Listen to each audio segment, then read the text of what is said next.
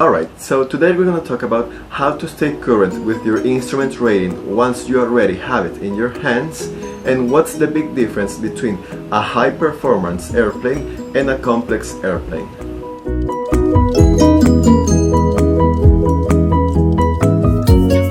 Hi friends, my name is George Munoz. I'm a senior instructor pilot working in El Salvador. I'm so glad to see you again, and as I just said in this video, we're gonna talk about what you need to do after you're all done with your instrument training and you already possess your instrument rating in your pilot license. And second, what is the big difference between a high performance airplane and a complex airplane.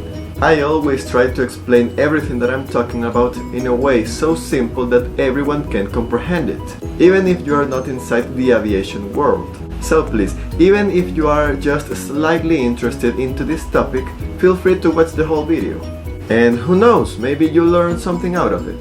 This video is going to be divided in different sections, so here on the screen you can find the timestamp for each specific section, and also you can find them in a pinned comment down below.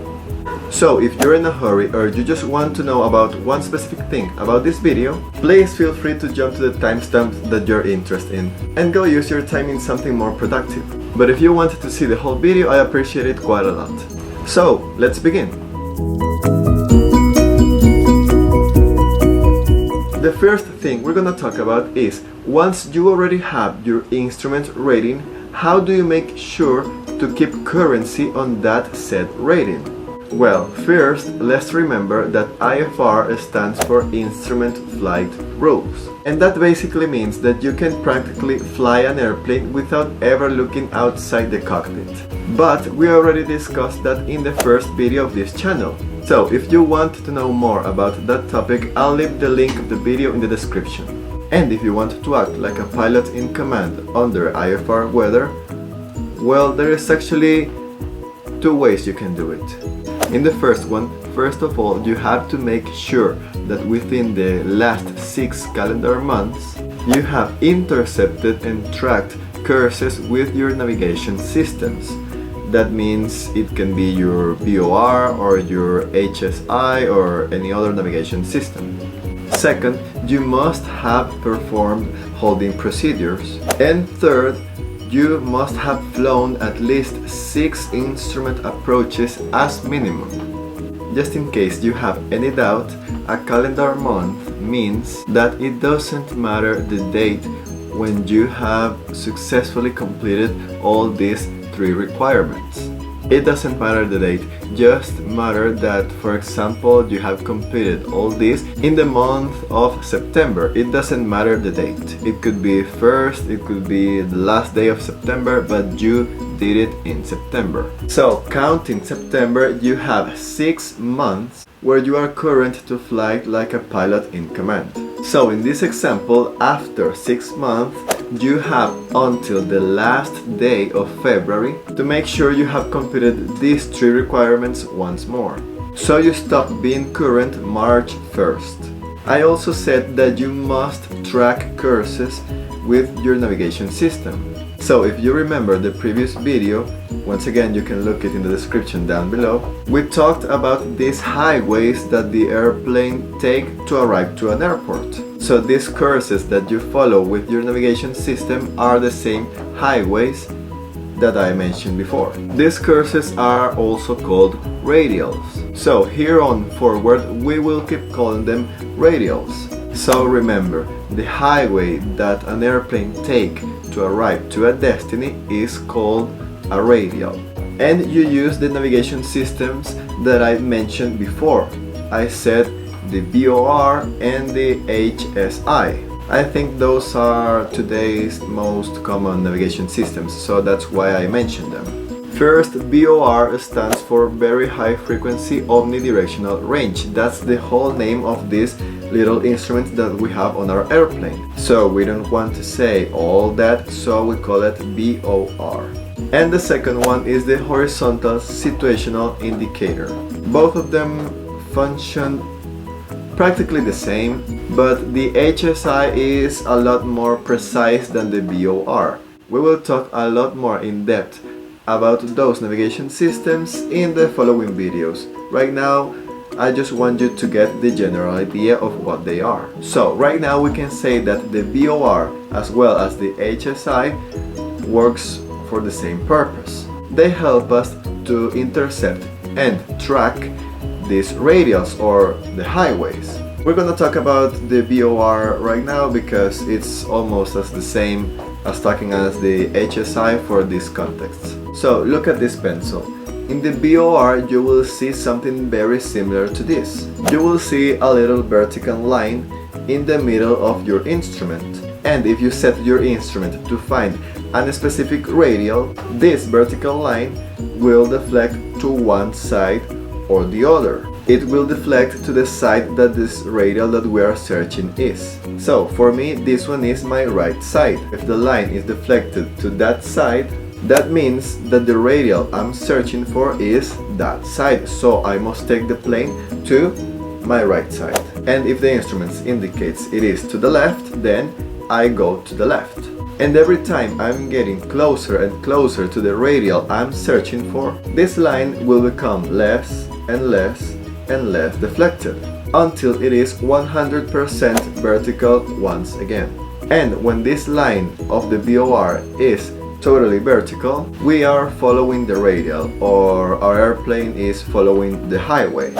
Also, before I used the concept holding procedure. In these holding procedures, once again, you basically follow one specific radial and you have to make laps around this radial with your airplane. This can help when you are waiting for another aircraft to land before you, or if you know that the bad weather of the airport that you are attempting to land is almost over, you can wait a couple of minutes inside this holding procedure without the risk of hitting a mountain, another traffic, or losing communication or any danger of any kind. And I also said the concept instrument approach.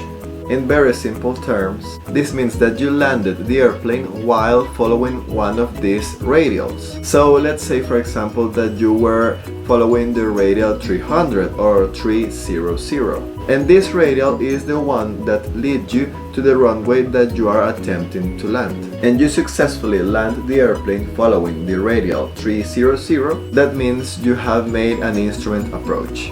In very simple terms.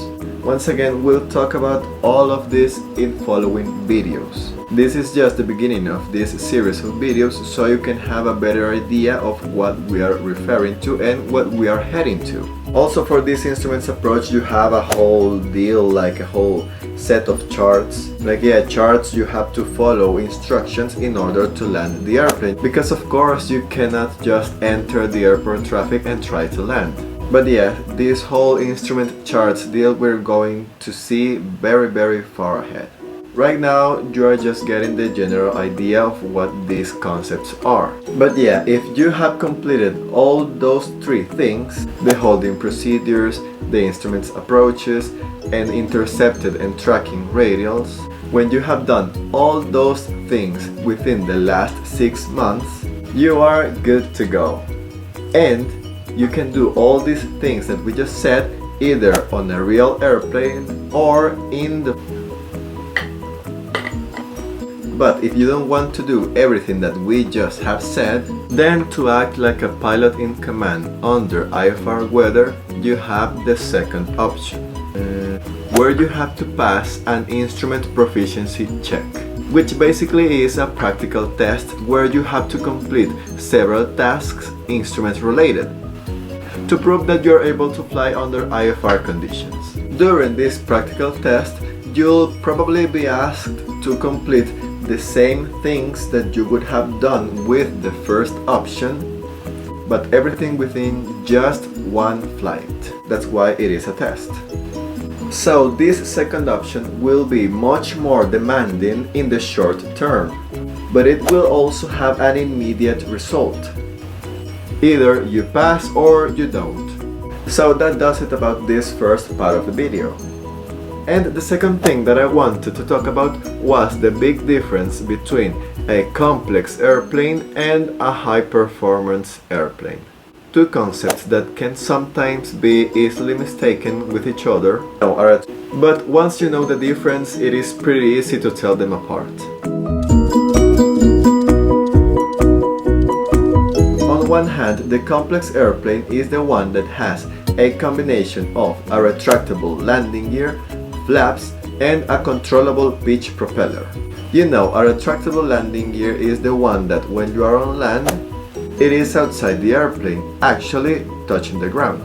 But once the airplane has taken off, this landing gear or these wheels retract into the airplane's body. So when it is flying, you'll see like that airplane has no wheels at all.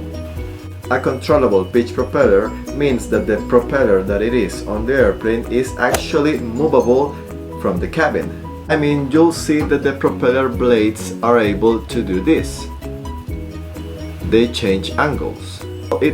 And what's the purpose of changing the angles of the blades, you might ask? Well, it helps with efficiency and aerodynamic in general of the airplane. The complex airplane is called as such because of the complexity of its systems.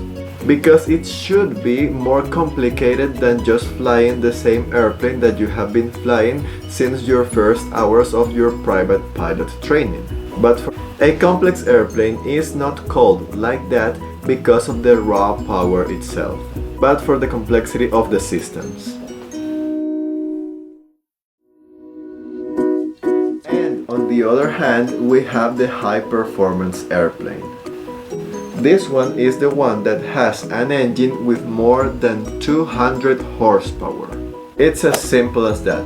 For an airplane to be called high performance, it doesn't even need to be a multi-engine airplane. Within one engine with more than 200 horsepower is enough.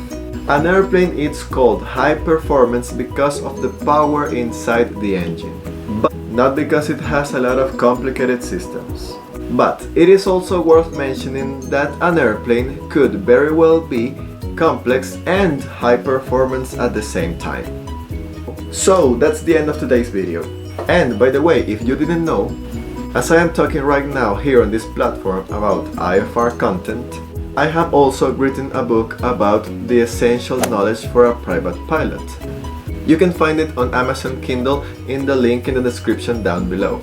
This book uses the two most effective study techniques in the whole world. You know, the active recall and the spaced repetition. So if you're curious or you want to perfect your knowledge about the VFR world and prepare for your private pilot tests, I very highly, sincerely recommend that you should check out this book in the description down below. I will talk more about this book in the following videos. But for now, thank you very much for watching. If you enjoyed it or at least found it somewhat interesting, please give it a like. If you learned something new, please consider subscribing. And if you just feel like it, you can also follow me in Instagram. The link is also down below. I upload very cool photos over there. Or at least they seem cool in my head. I'll be uploading videos once or twice a week, mainly explaining content that has to do in a way or another with the IFR world, but in a logical order. Also, I'll probably be talking about aviation and education in general, but always trying to contribute something new to you. If you have a question or an opinion about something I said in the video, or you want further information about what I said in this video, please feel free to comment down below. Or also if you want me to talk about something different for the next videos. Also, you can get in touch with me over there on Instagram. I would love to hear what you have to say. Once again, thanks for watching and I hope to see you in another video. Bye!